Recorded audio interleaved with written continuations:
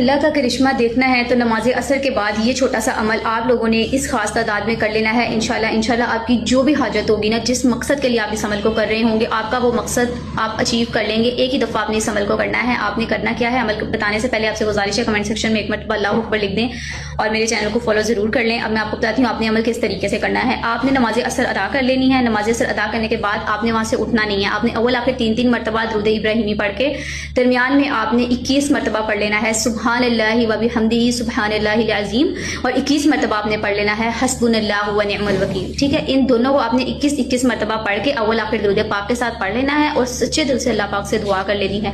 जिस भी पर्पज़ के लिए, जिस भी मकसद के लिए आप इस अमल को कर रहे होंगे, एक ही दफ़ा आप इस अमल को करेंगे, इंशाल्लाह आप लोगों को इसका बहुत ज़्यादा फ़ायदा होगा, बहुत ज़्यादा पॉजिटिव रिजल्ट्स आपको देखने को मिलेंगे।